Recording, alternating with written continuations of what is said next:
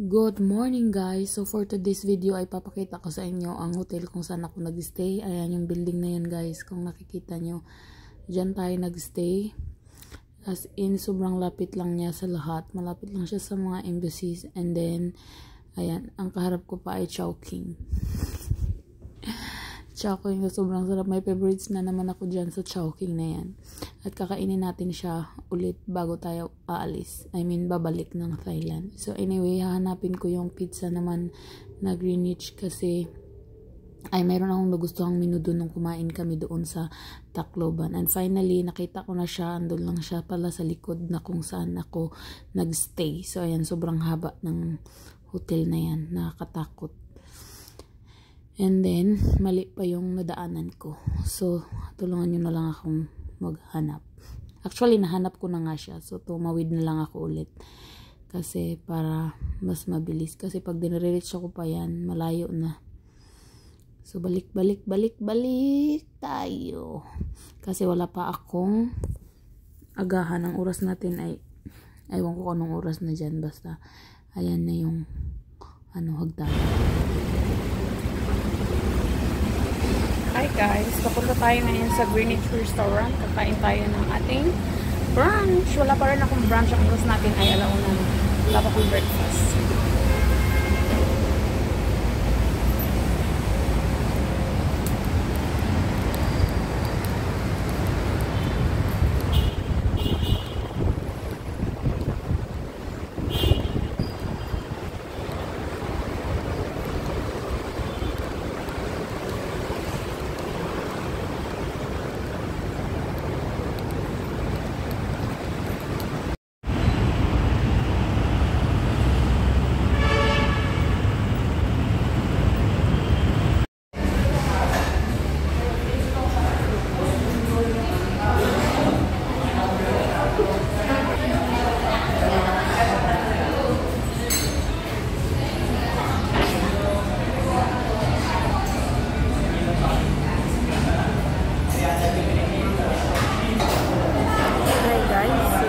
Tayo. Finally, nahanap ko rin yung ating Greenwich Restaurant.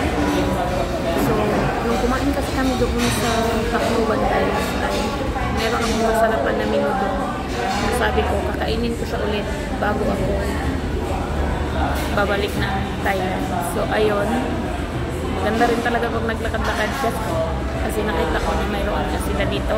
Dito lang din sa building kung saan ako nag-stay. Sa likod lang siya kaya hindi ko siya nakita. So, ayan, yung bitin naman tayo sa ating order. I'm happy!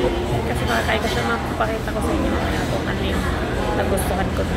Kasi masarap siya. And then, ito siyang tao guys, hindi siya crowded.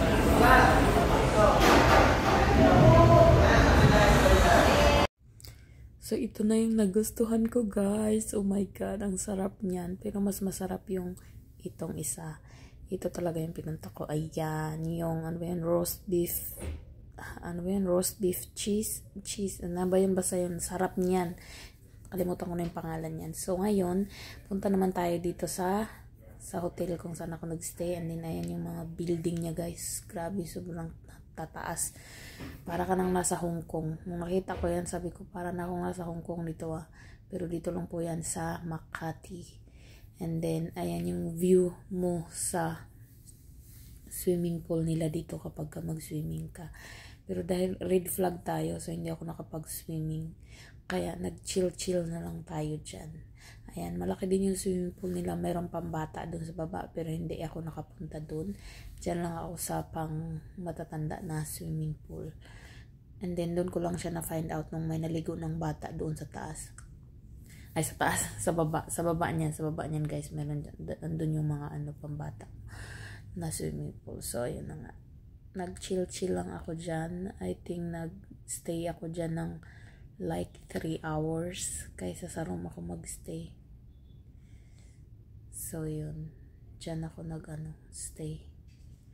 Para ma-relax ko naman yung aking nai-stress na katawan. Sa dami kong iniisip na mga papeles. Oh my goodness. At thank you Lord kasi nakapag-relax naman ako dyan sa lugar na yan. Nasulit ko naman yung aking stay. Anyway, hanggang doon na lang yung ating vlog. Thanks for today's video.